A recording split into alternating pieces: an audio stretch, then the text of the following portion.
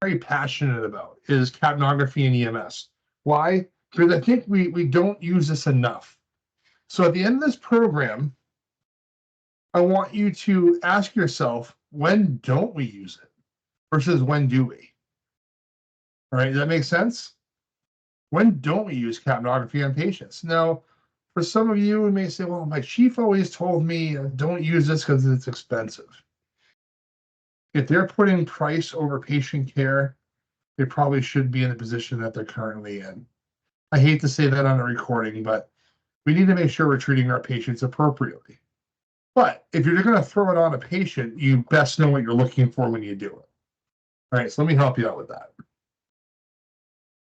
Just not that button there. So what is the difference between oxygenation and ventilation? What are your thoughts on the difference? You tell me. This would be a good interactive class.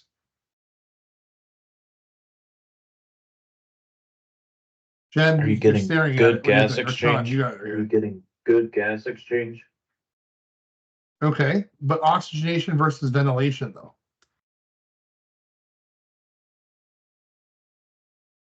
Gas exchange is great for ventilating, but are we oxygenating, right?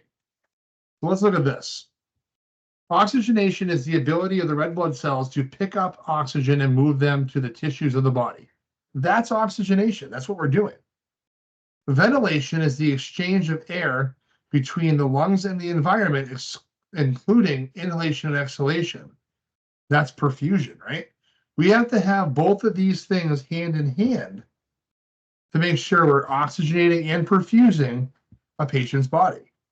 And without that, we start going into shock. Let's do this here. Cellular metabolism, as the oxygen must first be picked up by the red blood cells and then dumped off at the tissue level, right? So we take that breath in, right? Breath goes in. Let's see if we can find this here. Here we go. You guys see my mouse okay here? Okay. So the oxygen comes in, goes into the lungs, la-da-da. Things happen within the heart, right atrium, right ventricle. The oxygenated lungs comes in, picks up in the lungs, goes through the left atrium, left ventricle, through the aorta. The aorta comes up and around and back down again, right? Here, the aorta is here. Sorry, it was too high up, right? Back into the aorta, back into, and now it shoots up through the ascending aortic arch, right? We have the three major vessels on the top here, and then the descending arch down into the renal arteries, into the femoral arteries. Down here, it goes back around, it's dropped off and it perfuses, okay? After it perfuses at the capillary level, right? That's where the gas exchange is happening.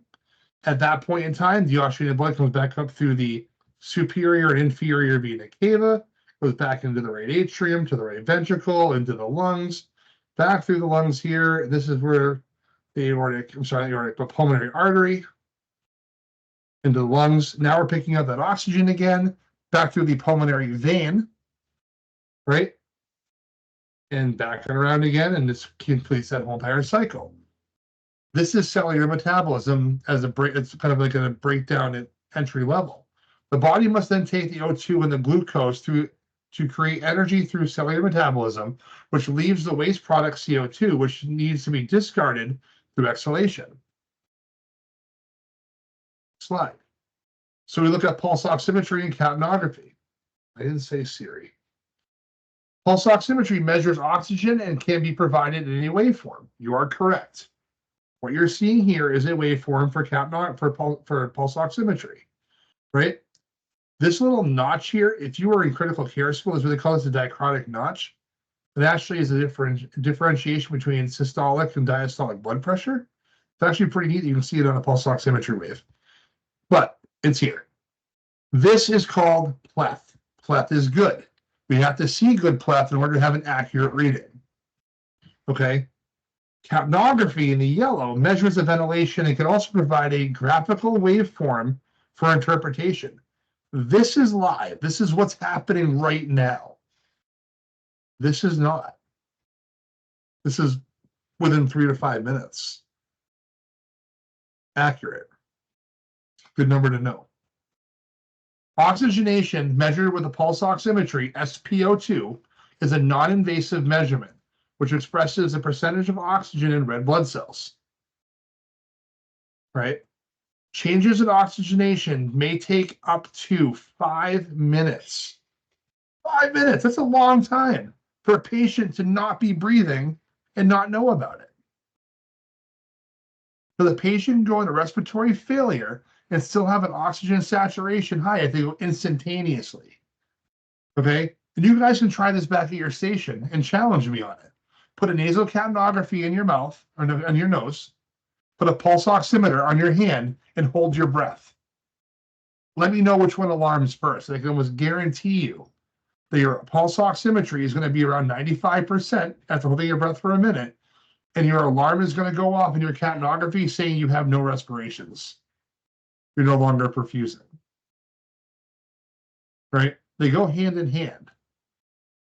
So anytime we have a patient on capnography, we also have something called an apneic alarm on the monitor that activates after 30 seconds of no breathing, where a pulse oximetry will not alarm you and will not decrease very fast. Expresses the percentage of red blood cells affected by motion artifact, poor perfusion, nail polish, and some dysrhythmias can change this. These are different pulse oximetry waveforms. Now you're like, well, this is a capnography class. Well, these play hand in hand. What you're seeing here is a normal waveform. This isn't a regular heartbeat, because if your heart's not beating, you're not perfusing. Okay? These are regular heartbeats. This is a weak signal. Now, we've all seen this before, right? So how do we change that? Well, warm their hands up. Get one of the earpieces. They have ear ones that hook into your monitor too, hook right here in your earlobe. These are usually pretty warm. Put a heat pack over the hands, warm the hands up. There's other options you can utilize, or change the sensitivity level on your monitor. Now, I know how to do it in a Zoll. If you have a light pack, I don't know how to change them in those if you even can. But I know there's settings you can turn the dial to and go in there and change things. But you want it on maximum sensitivity. But then on top of that, it's also reactive to light, so put a blanket over the top of it.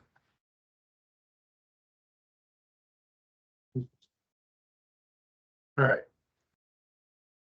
Ventilation perfusion is measured by end-tidal CO2.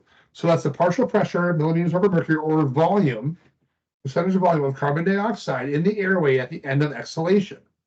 This is a breath-to-breath measurement that provides information within seconds, not minutes, seconds. Not affected by motion, artifact, or poor perfusion or dysrhythmias. Which one's better? Right? End-tidal. These are our capnography waves, A, B, and C. Right? We will go over these in a moment. Oxygenation and ventilation. Oxygen for metabolism, carbon dioxide from metabolism. SpO2 measures percentage of O2 in red blood cells. End-tidal measures exhaled carbon dioxide at the point of exit. Right? Reflects change in oxygenation within 5 minutes. Reflects change in ventilation within 10 seconds. That's the difference between the two. If a patient's not ventilating, what are they not doing?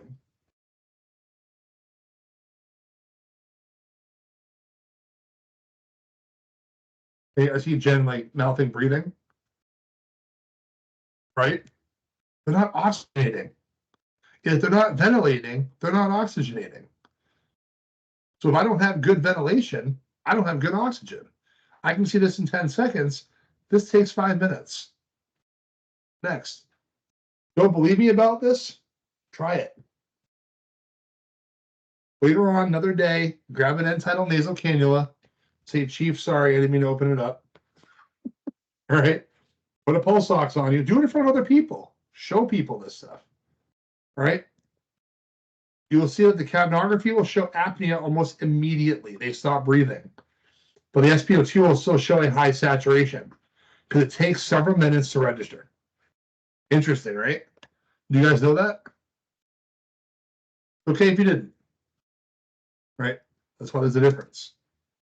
Now let's talk about pre-hospital use of capnography for the EMT up in New Hampshire and for Maine, the advanced EMT in iron. Immediate information via breath-to-breath monitoring, information on the ABCs, airway breathing circulation, and documentation purposes. So why is this important? It measures perfusion. It works in cardiac arrest. And as an advanced EMT, you can now run codes without antiarrhythmics. So why do we need capnography? Well, we start off, we can kind of see how the body's currently perfusing. We can tell that they're in a metabolic acidotic state, right? Currently. We have a spike in end tidal. Boom, high numbers. You're going to see ROSC in about 2 minutes. It measures this before you even get pulses back. You'll see a change in end tidal. We'll get that here in a second. Right? Documentation purposes, going back one. Patient in bronchodilation waveform. Phrase that. Bronchoconstriction waveform. After giving bronchodilators, you'll see a change in waveform that shows that your medicine, your treatment is working. And it's documentation that uploads to into your run report. If you upload your monitor showing you had a change. So if you have to go to court, you can't lie about this. This is factual. It's like an EKG strip. It doesn't lie. It's there as long as it's a clean tracing. Okay, this is documentation at its finest. All right, uses for airway, verification of ET tube placement, continuous monitoring of ET tube position. Forget the ET tube stuff. You're using this on your iGels. You're using this on your King Airways, your supraglottic airways, your SGAs, which, by the way, is an EMT scope of practice. Okay, for New Hampshire. I can't remember if Maine can do it or not. I don't think they can. Right, but in New Hampshire, you guys have King Airways and iGels at your disposal as an EMT. Okay, that's why it's so important to have waveform. It shows that you're in. It shows you're getting measurements. For breathing, it works with hypoventilation, asthma, and COPD. My goodness, it's a lot of things we can measure with it, right? We'll cover this here in a moment. Circulation, first indicator of ROSC. I just mentioned that, right? The first indicator before pulses, I'm going to see a spike in end tidal. Amazing, amazing. Checking the effectiveness of compressions during cardiac arrest. Add that to see-through CPR, and not to mention also measured your compression depth with the new Zoll monitors. Add this into it. And have someone tell you you're not doing a good enough job of doing compressions. You still can't beat a Lucas. Okay, I'm sorry. But it shows you. This is documentation. Measure and monitors low perfusion states. You can see it. As with all documentation, capnography can be utilized as a legal evidence pertaining to the care of a patient received during a call. The following are examples of information that capnography provides. 1, baseline capnography assessments, waveform appearance, changes in the waveform with treatment. This is your trending. End tidal CO2 values, important, huge, right? 35 to 45. If it's higher than 45, they're acidotic. If they're less than 45, they're alkalotic. Right? We can change that by just ventilating somebody. And we'll talk about that here in a minute, looking at our numbers, right? We have a patient with a high end tidal, their pH is going to be low. They're going to be in a respiratory acidosis. Why do I bring that up? Because that's something you guys need to know, which we covered in your pathophysiology class, is the difference between metabolic respiratory acidosis and alkalosis and how to be able to see it looking at values and numbers. Because we can change things in the back of the ambulance with certain aspects. Documenting the actual numbers shown on the monitor and how they change during transport. These are your values. You've got a patient with significant head trauma and their end tidal is too high, then breathe faster. If their end tidal is too low, breathe slower and look for that number of 35. That's what we want to shoot for. Or a little bit lower for the numbers between 35 and 45. We can do that. We can change this outcome of the patient by vasoconstricting and vasodilating the vessels in the brain by reduction and increase of carbon dioxide. By looking at typical numbers. This is what we can do. And I will show you the waveforms here shortly. Capnography in intubated patients verifies it and documents ET tube placement, immediately detects changes in ET tube position if it comes out of the patient's airway or goes too far in and we're right main stemming. Right? Assesses effectiveness of chest compressions, early indication of ROSC, indicator of probability of successful resuscitation, increased numbers, allows the crew to adjust manual ventilation, in accordance with the patient's needs. We can, within seconds, see a change in the patient's status and ventilate differently to fix it. That's how important end tidal is. So why do I mention ET2 placement all the time? If paramedic intubates, what do they usually do with the BVM after they're done?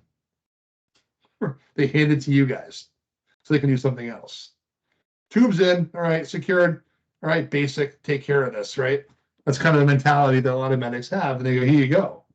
Well, how important is ventilations? I wouldn't want to put it on the new person who doesn't know how to read capnography.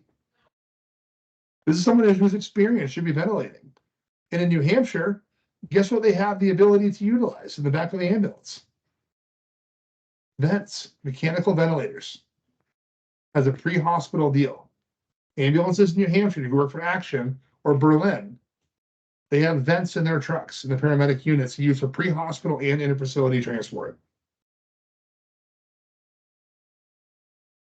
There is not one of you that can outbag a ventilator, guaranteed.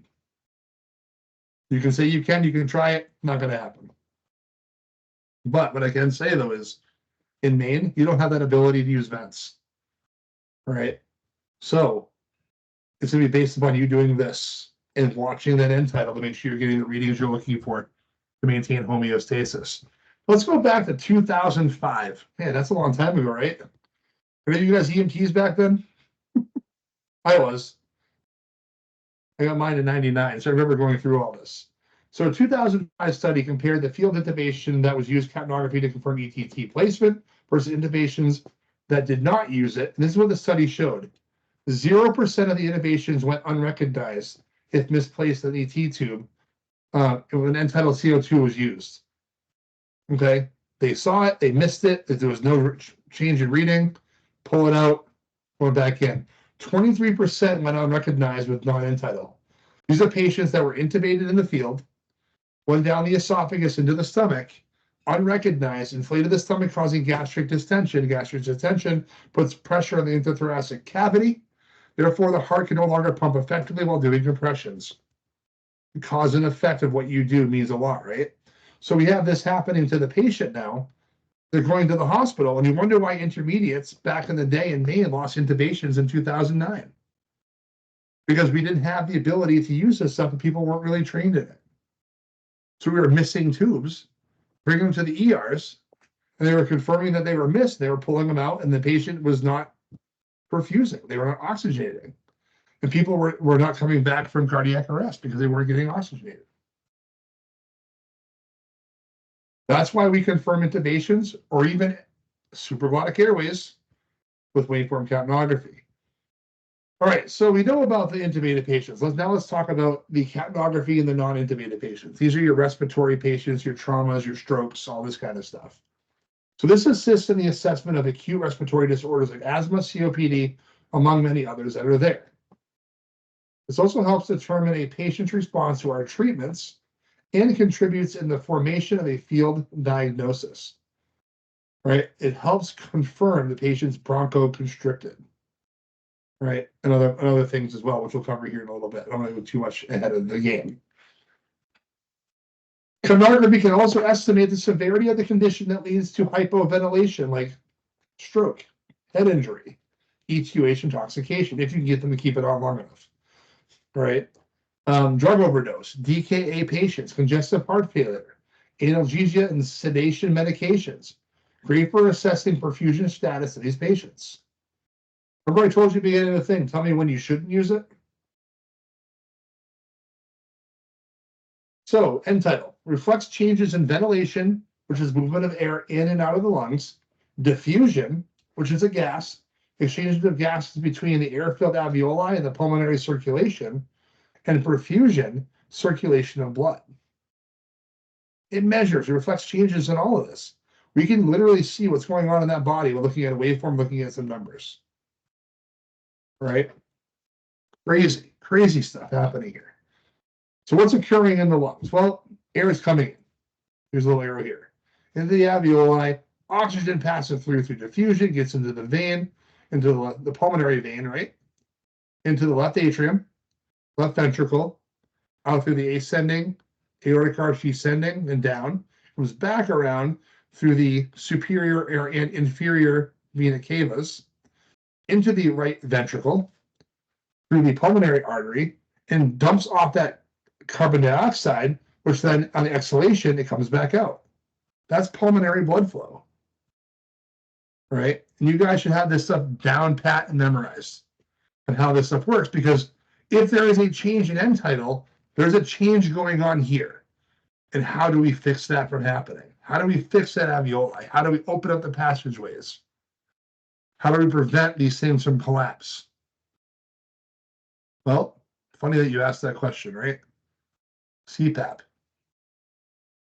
CPAP's amazing. Paramedics have BiPAP. Standing order, pre-hospital in New Hampshire with a ventilator. You start them on CPAP, medic gets on board, changes them over to BiPAP. If CPAP's working, they may not even touch it. Right? Basic level. New Hampshire and Maine have the ability to use CPAP. But because you put it on, you better know what it's doing. Right? It's opening up these passageways and allowing for positive and expiratory pressure. So here's a little A&P again. We already covered this, right? This is the alveoli, what's occurring inside of here. The right ventricle of the heart pumps blood into the pulmonary artery. Remember, the pulmonary artery, or the PA, is the only artery that carries deoxygenated blood. We'll talk about that later in obstetrics and umbilical cords, but in the meantime, this is the only one that carries it. Right? When in the lungs, the blood will then dump carbon dioxide off where it will be diffused in the alveoli, which we just covered this. In return, the alveoli will push oxygen into the blood, oxygenating the blood. In the pulmonary vein, the PV, the only vein that carries deoxygenated blood, then takes newly oxygenated blood back to the heart, specifically to the left atrium, right? So look at the diagram again, how it comes in, right? Goes in around, goes through, back around again. Ooh, sorry about that. Back in here, right atrium, right ventricle, through all these different valves that are down here, up into the lungs. And now we have that gas exchange, right? That's basically what's happening without getting into detail, because you guys should already know this. This is what you guys already know, right? And how do we do this? Perfusion. How do we measure perfusion? End tidal, right? It's dumping off, exhalation. We get that number on the end, that waveform that comes up, that end tidal, before that inspiration comes back into place again. Right? The pulmonary vein picks up the oxygen from the alveoli and carries it back to the heart. Boom, left atrium, left ventricle, through the aorta, pushes out through the renals, through the femorals. We're becoming an oxygenated person. Right? Now, when the patient exhales, now the carbon dioxide is exhaled, and we capture it via capnography through the filter line. So if I have one here present, which I do not, when you have a filter line in place, okay, especially one on a tube, you want to make sure that the filter line that comes, so you guys seen the mainstream ones before that hook into the intubation tubes, you've seen those before. There's a line that comes off the top. Make sure it's aiming up and not down, because long term, when you build up condensation inside of there, it can block that filter line. You'll get inaccurate readings. So flip it so it's aiming upwards, so that all the condensation kind of sits at the bottom. Right, little vent trick for taking patients long distance stuff. So if you're on a transfer, if you work for a transfer company, you have to do a vent transfer with a medic. If they miss it, just say, hey, can we turn that up to kind of free up that line so it doesn't be blocked by the condensation. Let's talk about changes. We're just going to get through this without a break, and then we'll call it good. All right. So why do end tidal CO2 levels decrease? Well, decreased our cardiac output. What has decreased cardiac output? Well, cardiac arrest, pulmonary embolus, right? What else?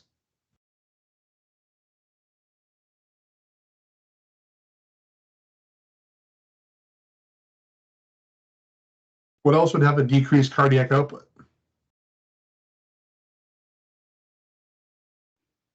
Shock. Shock. All shocks except for what specific one, which has an increased cardiac output. Would you know that one? There's one specific shock that has high cardiac output. Increased. I shouldn't say high, but increased versus decreased, like all the other ones do.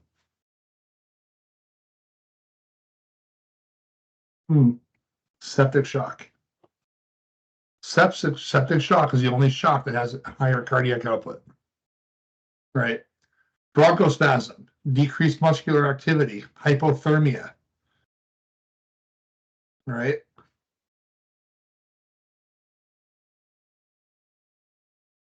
So why do end-tidal levels increase? Well, increased cardiac outputs. We're going to see higher levels in patients that have septic shock.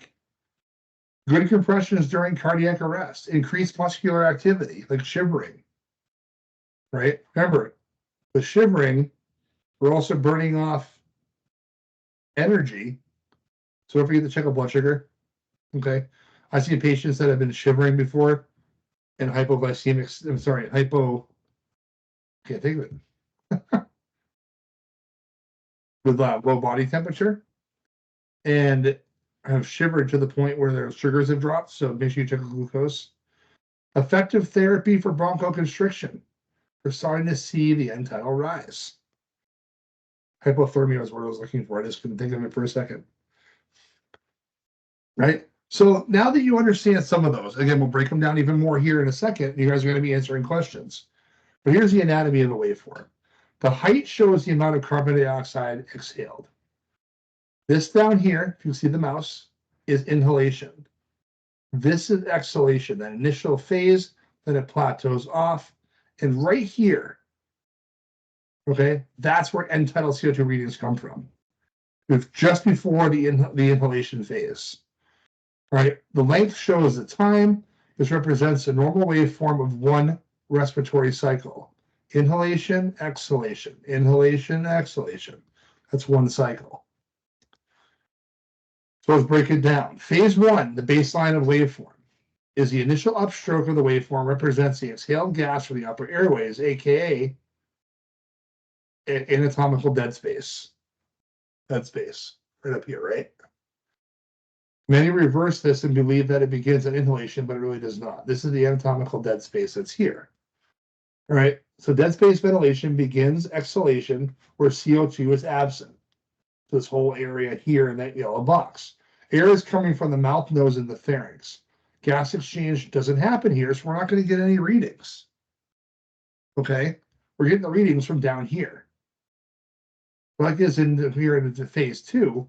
Before we get to that, though, ventilated areas that does not take part in the exchange of gases, airways leading to the alveoli, and ventilated areas in the lungs without blood flow. Phase two. CO2 present and increasing in exhaled air.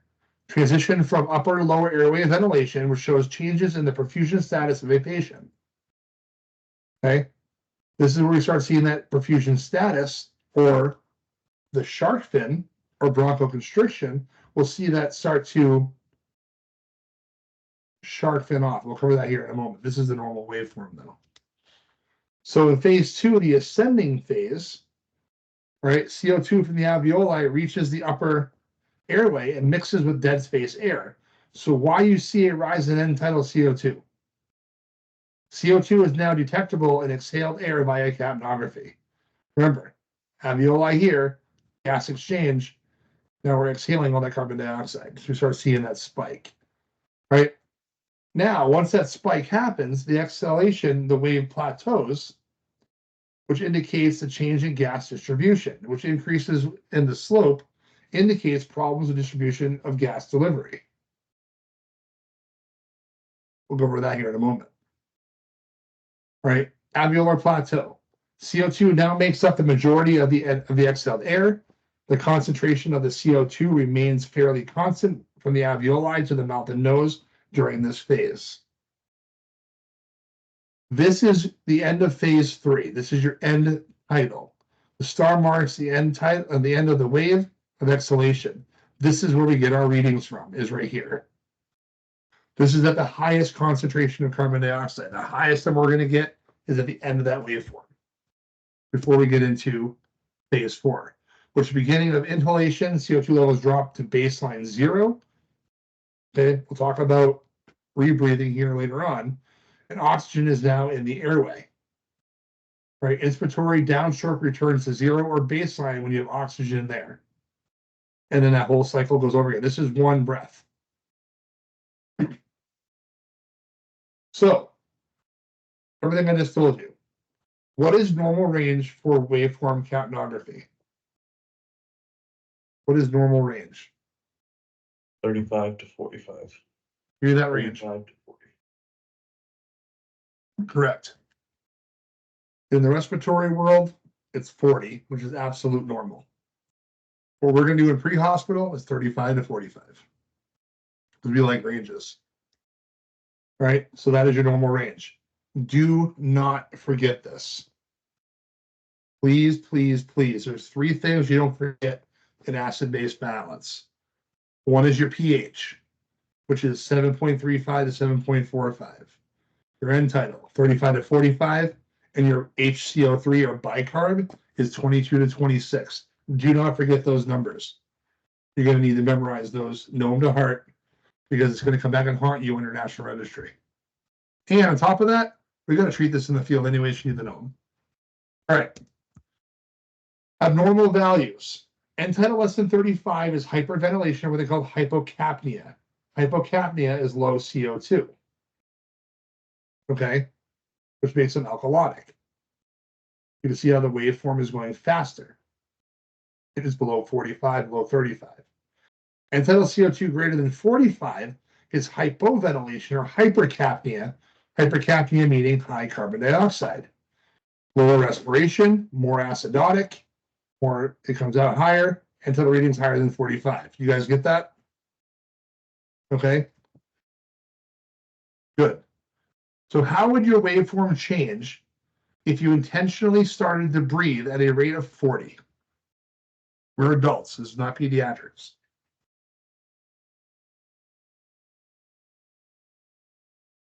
Let me ask you this.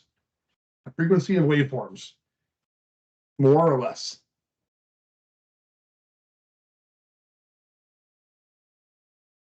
More or less? More.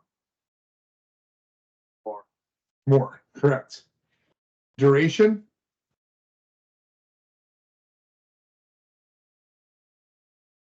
And would they be taller or shorter? Taller. Taller. So we're breathing faster. If we're breathing faster, right?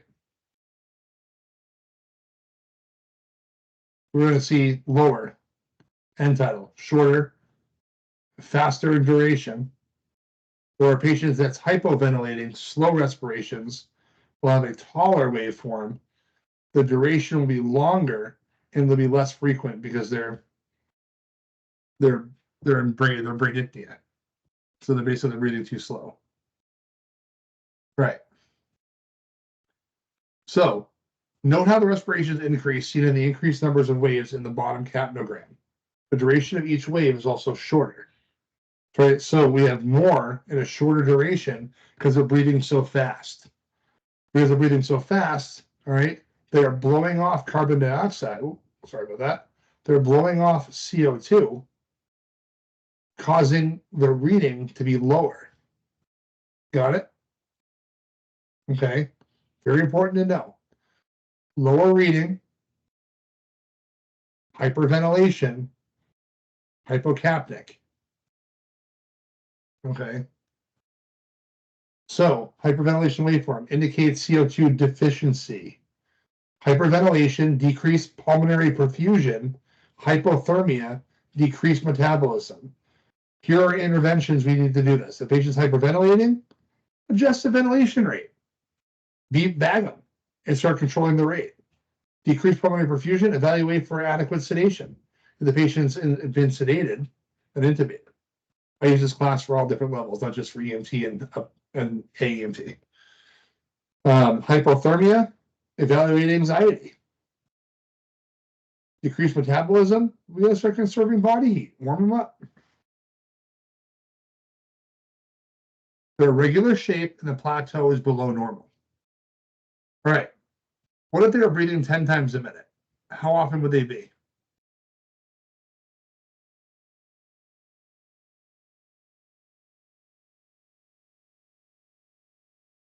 More frequent or less frequent?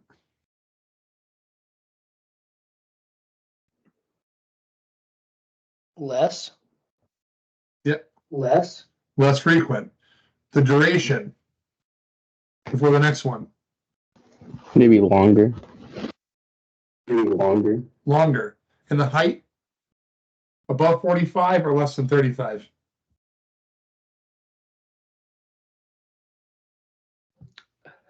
Above They're 45. hypercapnic now. Above 45. Above 45 because they're hypercapnic. They're hypercapnic. All right, good. As you can see here. Note how the respiration is decreased, seeing the decreased number of waves in the bottom capnogram. The duration of each wave is also longer.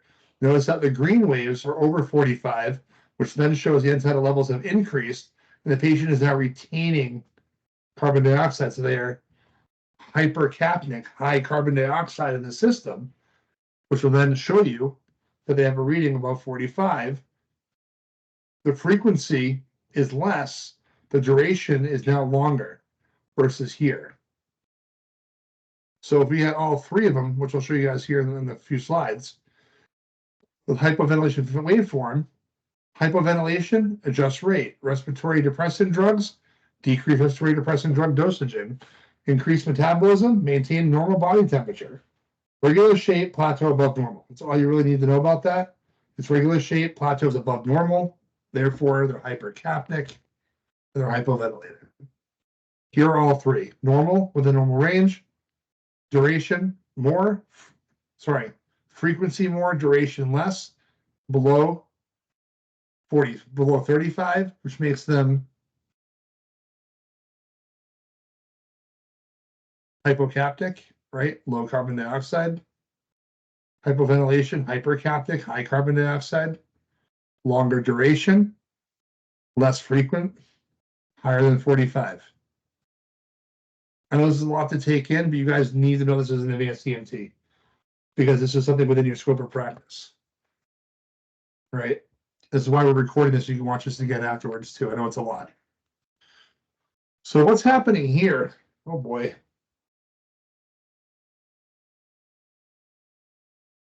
Is that plateau normal? No. What does it look like? Shark fins. Shark fins. Shark fin. Right? No one's seen the Baby Shark song. Jeez. Shark fins. Right? Otherwise known as bronchospasm or bronchoconstriction. Bronchospasm restrict proper ventilation. So what's happening is the alveoli unevenly fill during inspiration.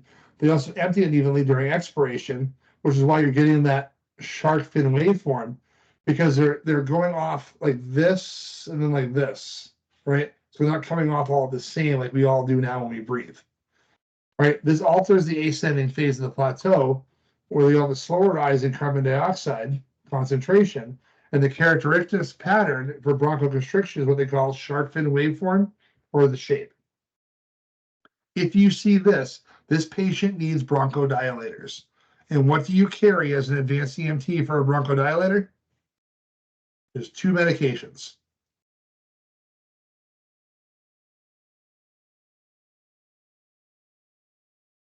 Albuterol and Duolab. What two meds do you guys carry? Albuterol and Duolab. That's it. Those are the two. Exactly. Albuterol and Duolab. Duolab has ipratropium bromide, 500 micrograms mixed into 2.5 milligrams of albuterol, which is also used as a steroid. All right. So now we've added a fourth one into it. Now we got four. We have normal, hyper, hypo, and bronchospasm or bronchoconstriction. All right. You've now learned four different waveforms already. Do you have any questions about these four? Please ask, because this is something you guys need to know. This is very important, and it's probably, and they don't teach it very well in the advanced EMT curriculum. Because this is within your scope of practice in the states you guys are going to be working in. Please go back and watch this video again, right? And learn this stuff. You really need to know it. All right. So advanced airways. SGAs are advanced airways. Confirmation of an intubation tube. This will also help you guys as well. And I'll kind of go through this a little bit faster, but utilize to confirm that your tube is in place. Remembering improper placement of the tube will result in a lack of a waveform. So if a paramedic drops a tube and there's no waveform there, they're not in. Okay. Right now, this tube is considered confirmed. It's in, there's a waveform coming up, it's getting larger. This patient here has been properly intubated, as you can see here.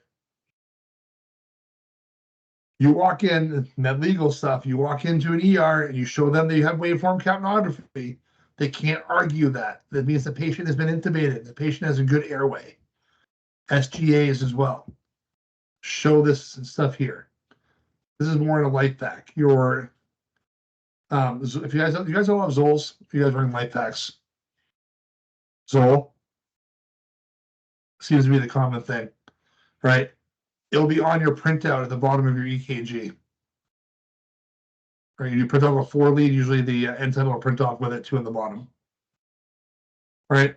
If you see this, that means that the tube has become dislodged. Okay? Tube dislodgement is immediately detected when a waveform suddenly drops. Initially, the tube was confirmed and then displaced. Moving the patient. Anytime you have a patient that is intubated or an SGA is in place, put a C-collar on the patient, even if it's not spinal. Why? Why would I say that? Stabilize. Maintains the. Stabilize. Yeah, stabilize the neck and that airway. Because you're going down the road, you're hitting bumps. What's the head doing? It's bouncing side to side. It's doing what Jen's doing right now. Bouncing everywhere, right? If it's doing that, you have a higher chance of displacing a tube. Putting the cervical collar on this patient stabilizes that airway. Any vent call that I do, any patient I ever take intubated will get a cervical collar. Let me tell you, main med with vented patients coming from North Conway, they're like, we didn't know this was a trauma. I said, it's not a trauma. It stabilizes the airway. Well, we don't do that here. You're also not in the back of a moving ambulance going down 302. Right? You're not going down all the back roads of 117 or road is over there now, whatever it's called, 113. That's the one. Right? That's what I keep bringing up. It's like, we're the back of a moving vehicle. So yeah, I'm going to stabilize that airway the best I possibly can because I don't want to lose that tube. I don't want to reintubate somebody that's already been intubated once. I will. I don't want to. Not the best thing to do. Same thing with your SGAs. It keeps them in place. Put a collar on somebody. All right, all my vent bags, when I was up there, there was a C collar in every vent bag for that reason. All right, so this is only provided through the use of capnography. You do not know a tube is displaced unless you have capnography running. You will not know. A continuous numerical value of end-tidal CO2 with apnea alarm to 30 seconds if you have an alarm set. And continuous graphic waveform for immediate vision. Even if you're not paying attention to the monitor, in 30 seconds, you'll have an alarm go off. Right? Where if you're watching it, it's instantaneous. As soon as you miss it, it's gone. Or like a pulse oximetry where it just keeps going, right? That still has oxygen in the system. So can capnography assist with CPR? All right, perfect. You guys all said yes. Absolutely. Determination of how effective your chest compressions are. It also helps to show early detection of ROSC, provides data for the decision to cease resuscitation. Here's an example. If the end-tidal reading remains under 10 for over 20 minutes of a working code, they're dead. Okay? If you start seeing jumps in numbers, if you start with CPR in either 10, 15, 20, and it's starting to creep up, and you see that, then all of a sudden you see a big spike, Prepare for Ross because you're probably going to see a pulse in a couple of minutes. This stuff doesn't lie. I can't fake CO2. The body's either going to produce it or it's not. Right? So assessment. When a patient is in cardiac arrest, remember the end tidal CO2 is going to be low. It's okay. It starts low. The patient is not perfusing enough, therefore gas exchange will not occur appropriately. In cardiac arrest, we are hoping to keep end tidal around 10 to 15. Without a number this high, the chances of getting ROSC are very low. You can increase the end tidal CO2 by providing better compressions, thus providing better perfusion to the alveoli during CPR. So how does providing better compressions help raise end tidal CO2 numbers? Because it's perfusing.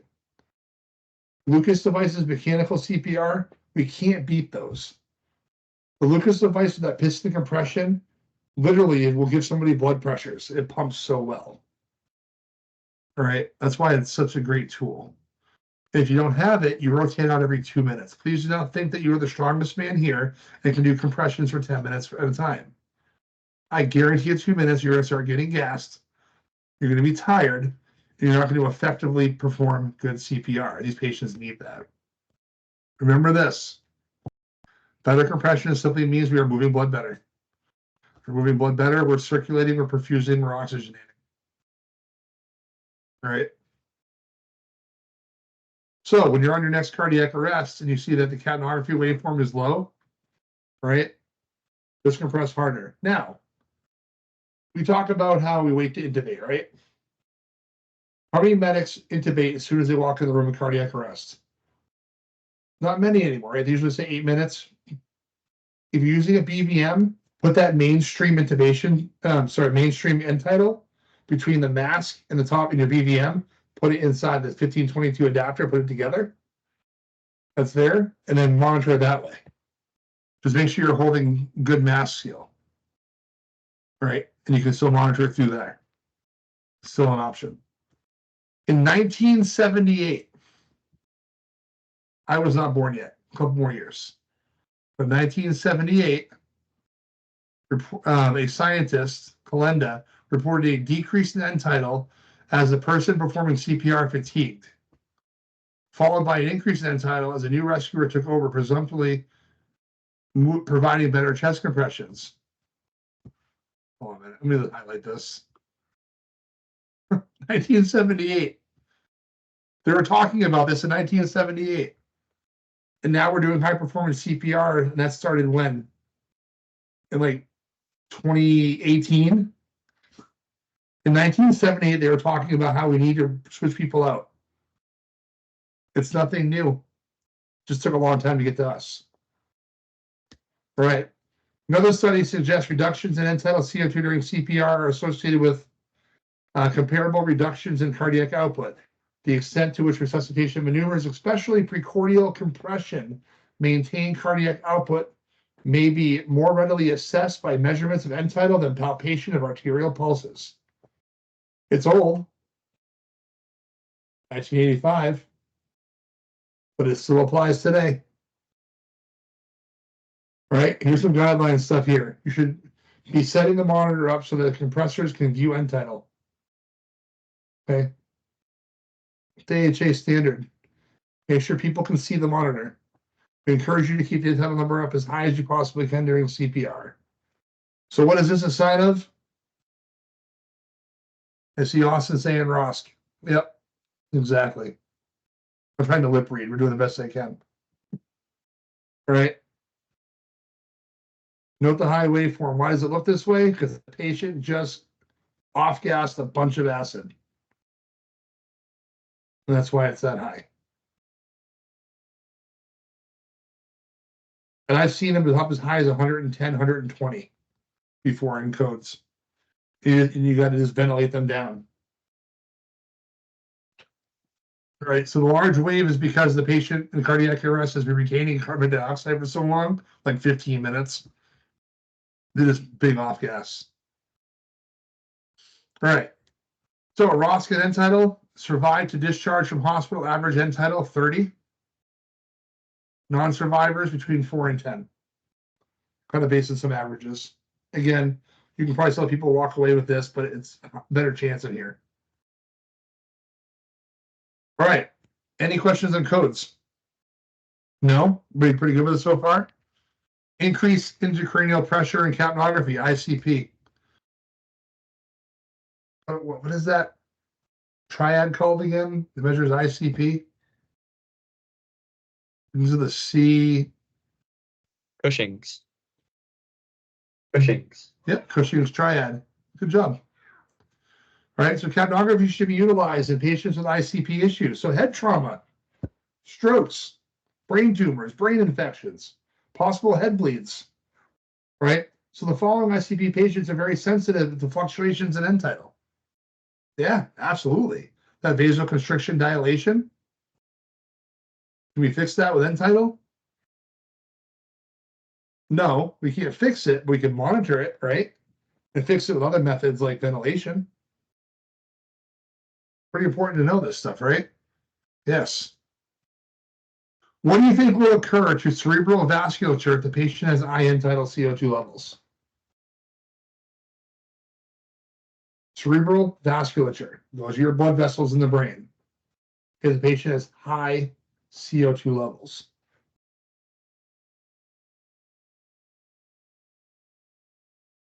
Here we go. Here's a little head bleed right here. So high levels cause cerebral vasodilation.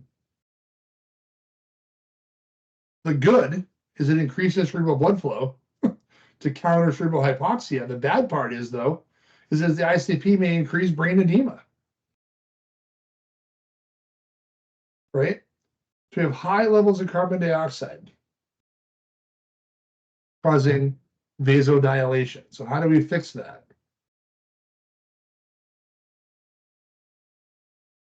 If they have high levels, they're breathing too slow. So we breathe for them and breathe faster. Right? What do you think will occur to the vasculature in the cerebral area if the patient has low carbon dioxide levels? Opposite of the other one. Constriction. Right? So low CO2 levels lead to cerebral vasoconstriction. The good is it lowers CO2 levels that can cause mild cerebral vasoconstriction, which may decrease ICP. Although low CO2 levels decrease ICP, it may cause or increase cerebral hypoxia. My God, how do we fix this problem? I just talked about this earlier. We need to ventilate these patients appropriately and look for that number. Pearls. Hypoventilation increases CO2 levels.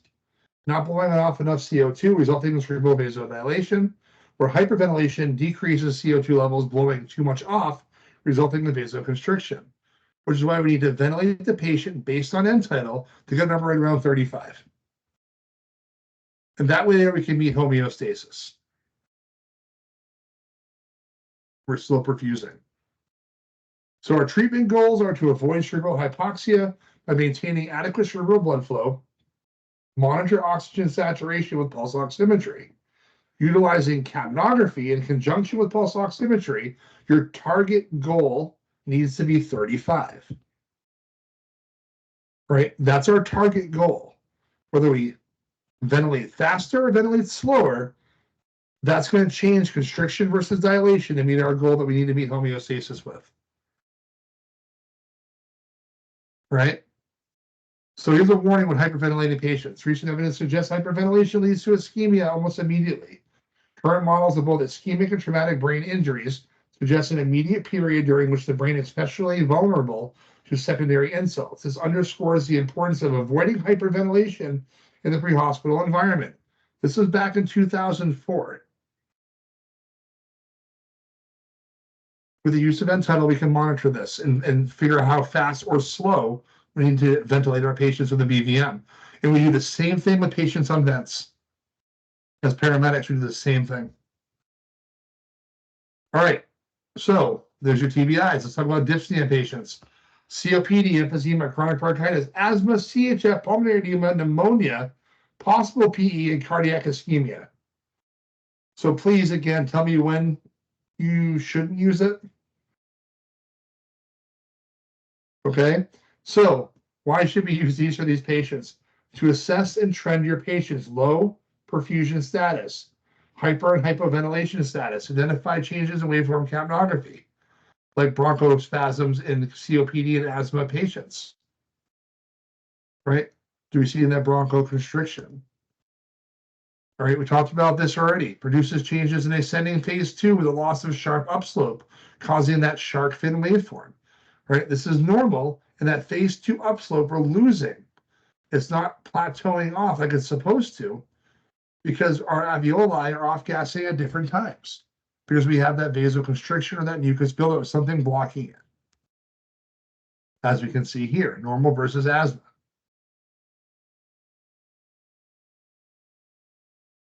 Prior to therapy, after therapy, with our bronchodilators. These are our treatments. This isn't working, then you call for a paramedic, because we can do other things like smooth muscle relaxants and steroids, corticosteroids. But we want to change this to this, and we can't monitor this if it's not on the patient. This is part of our reassessment. Role of capnography, a COPD patient, the PaCO2, or the partial arterial pressure of CO2, or the partial pressure of carbon dioxide in the arterial blood increases.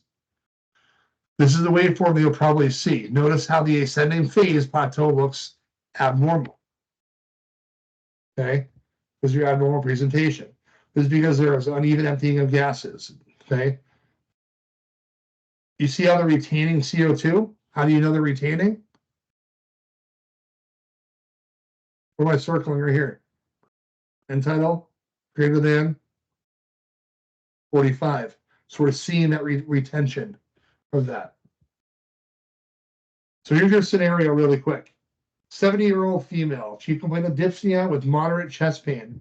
History of an MI, a cabbage times 3. It's a coronary artery bypass graft, right? On oxygen at 2 liters per minute. Pulse of 60, BP of 144 over 70, respiratory rate of 38, and labored. Shallow, skin, cool and diaphoretic with some pedal edema. Initial SpO2 is at 79% with an end tidal of 20. What do you think is wrong with this patient?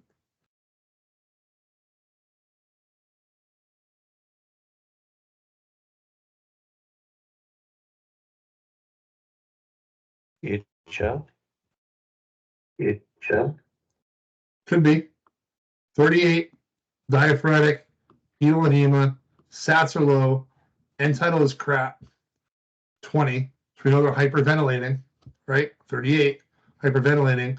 They're retaining carbon dioxide, they're off-gassing carbon dioxide.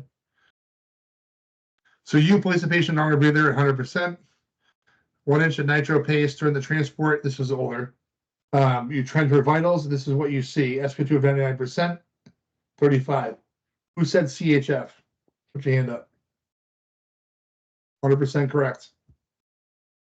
Good call. Good treatment. Right? What gave that away is they gave the nitro paste, which we don't really do anymore. We do nitro tablets, or in New Hampshire, medics have nitro drips they can utilize for CHF up to 200 mics per minute. Right? So we saw that change. We saw an improvement on the end tidal, documented improvement in your patient's must trend. Right? We saw an improvement. This gets uploaded to your run report.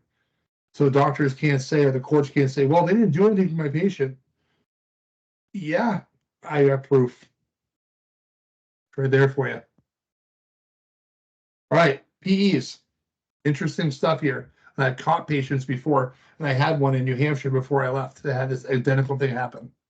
I told him it was a bad PE, and guess what? He had a CTA done. By the way, the only diagnosis for a true PE is a CT angiogram, and he had a saddle PE.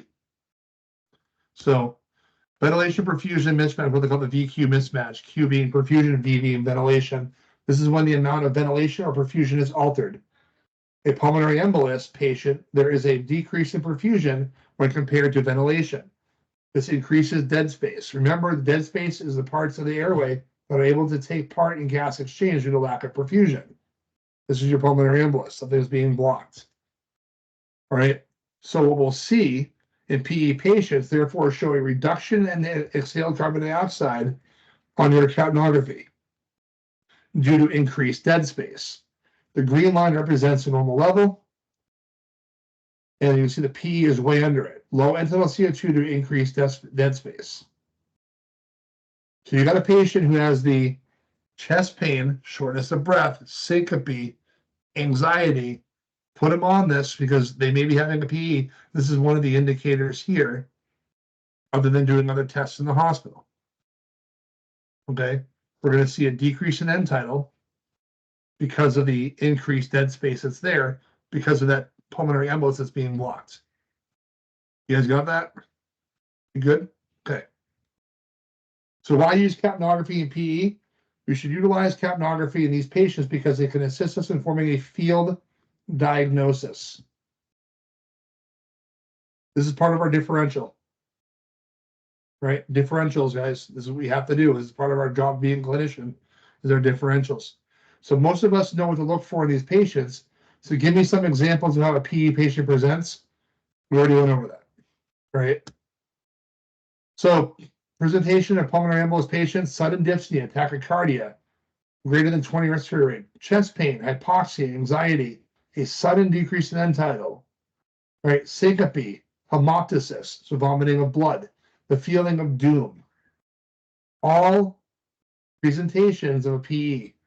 That 23-year-old I was telling you about had all of these. And like I mentioned before, the paramedic said it's just an anxiety attack. Well, she only coded twice in the ER. Of course, for that anxiety attack. Scenario that you get with this one here is, right? 25-year-old female with shortness of breath and sharp pain in her chest. Healthy with no issues. She's on Chantix and Yasmin birth control. Sounds like a possible PE. You guys go with that? I would. Absolutely. 100%. Okay. You place her on the capnography and you see this. Without any warning, you see a marked decrease in end tidal. The patient's mental status starts to change. And now you have 18. Starts to hyperventilate. Here's your indicators. This patient needs an OR. They're going to go in, they're going to get a D-dimer and a blood test, which is going to be highly elevated, which is useless anyways. And they're going to do a CTA angiogram. They're going to find a massive PE, go to surgery, they're going to pull this thing out. Right? And small little hospitals don't do this. Right? You need one with pulmonary surgery. So what caused the drop in end tidal? Typically, hyperventilation alone does not cause a rapid sudden drop. Pulmonary embolisms, however, do. Remember that a PE will increase the dead space of the lung. The increased dead space will then produce a decreased exhaled carbon dioxide, right? So now put the PE signs and the symptoms together with end tidal CO2 information. You just made an excellent field diagnosis utilizing differentials. Your differentials just diagnose this patient. So having the tools are nice, like I said before, but knowing how to use them and what to look for makes it different in your treatment.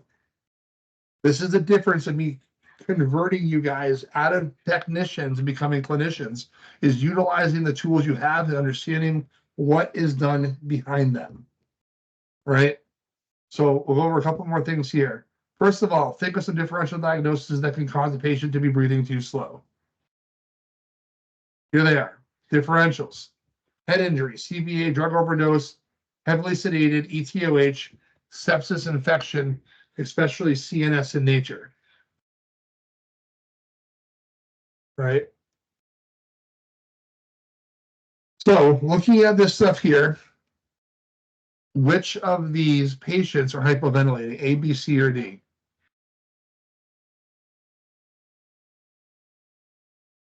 You guys got to unmute. C. A, A. A, A. All right. So hypo, slow ventilations, right? So C was the correct answer. This is hyperventilation. We have low end tidal. The B would be normal respirations. And C would be the higher number. Right? Good. Answer is C. What is this patient doing?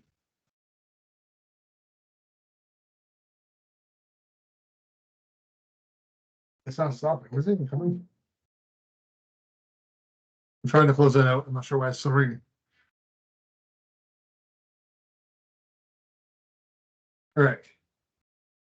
So this patient is actually breathing very shallow, which causes most of the waveforms to be small and uneven. However, when the patient lets out a large exhale, you know, the high increase in one of the boxes. This shows the patient was breathing shallow, then exhaled a high amount of retaining carbon dioxide. So when might you see a breathing pattern like this?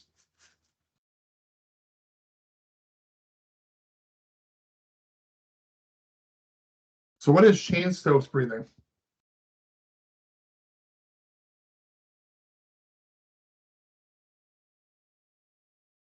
Maybe patients with DKA, right? So what's occurring here? This is interesting. You're called to a nursing home. As you approach your patient, you know that the patient is on O2 mask and lying semi-fowler in bed. His chin is nearly touching his chest. You place him on capnography, and this is what you see. Observe this one carefully because something's not right here. What are you seeing?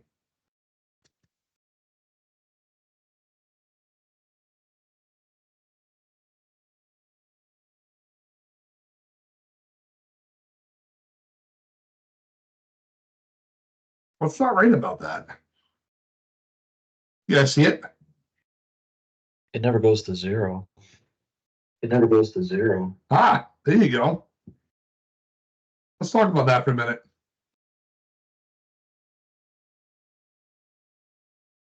Patient's rebreathing. Okay.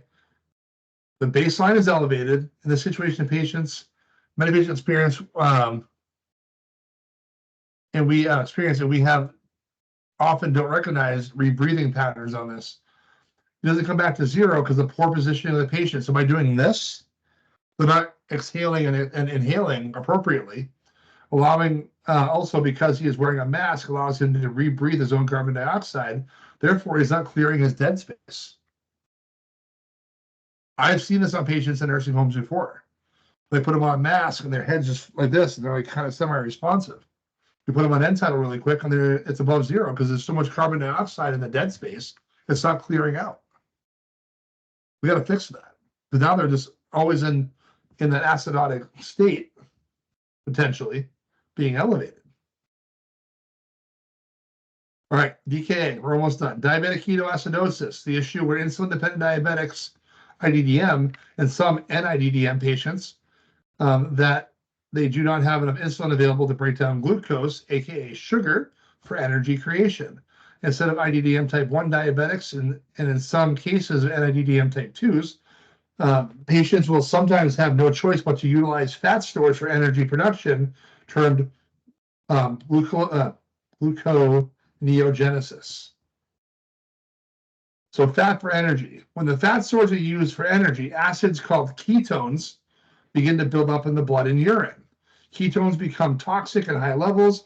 This is what we call ketoacidosis. In many cases, people find out that they have diabetes because they initially had a DKA experience. These patients with very high blood sugar levels, whose breath smells sweet, or may say like acetone, you get that fruity smell in the breath. All right, so our body has a buffering system. This is the bicarb we were talking about before, from 22 to 26 being normal value. Eventually, the body turns to the bicarbonate buffering system in order to balance acid buildup. Bicarbonate is a base that opposes acid, decreasing acid levels. The problem is the system is quickly overwhelmed, and other mechanisms must work to compensate for the acidosis. So what does the body do? It triggers hyperventilation to lower the blood CO2 levels, right? Because it does drop when we're hyperventilating. You see lower numbers. By doing so, though, that changes our metabolic and respiratory state. So now we have a metabolic acidosis with compensated respiratory. It's all leading into one big mess. Remember what is occurring with these patients. Ketones are now building up, causing acidosis. Now they're in a metabolic acidosis state. This means that there are high levels of carbon dioxide in the blood. Therefore, you will see what type of waveform again? I just told you the answer. Hyperventilation? Yeah. Right? But The difference is, though, is we're going to see the high levels of carbon dioxide. The patients that are in DKA, the body attempts to correct acidosis. You're seeing the patient's body attempting to correct it, right? Notice how it's above 45 showing an acidotic state. So we talked about metabolic acidosis with respiratory involvement, compromise, or sorry, not compromise. Drawing a blank on the word now. I'll think of it in a minute. So high levels of CO2 in the body create an acidotic environment, compensate. It's starting to compensate with compensation. Be sure to utilize end-tidal with suspected DKA patients to be able to see this, and we can help correct that by ventilating appropriately. However, just like in the case of a fast heart rate, patient breathing this fast cannot keep up. So what occurs? Patient then begins a pattern of labored and deep breathing. This one here is called Kuzma. I did it backwards earlier. I do apologize. Not changed, it's Kuzma's. Right? So when acidosis worsens, breathing becomes deep, labored, and gasping. It's what we call Kuzma respirations. I don't know why I told you guys to change those. So remember, metabolic acidosis in this case, DKA, but remember the rapid breathing and shallow first. Okay, they're going to be compensating. And to finish up with sharks, perfusion warning. Capnography can provide an early sign of shock. Right, so a patient with a sudden drop in cardiac output will show a drop in end tidal numbers that may be regardless of any change in breathing. You guys got that one?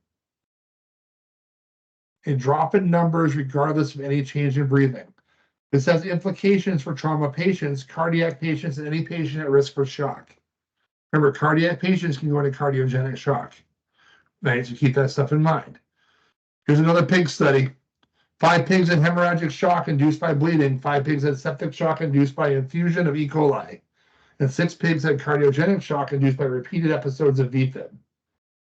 The pig's cardiac output was continuously measured as well as their PET-CO2.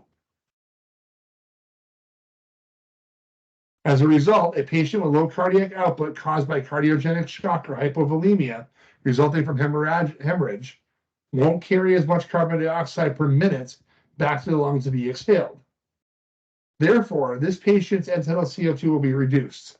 So patients that are in shock, that are bleeding internally or externally, more toward the internally ones, okay, will see a decrease in end-tidal.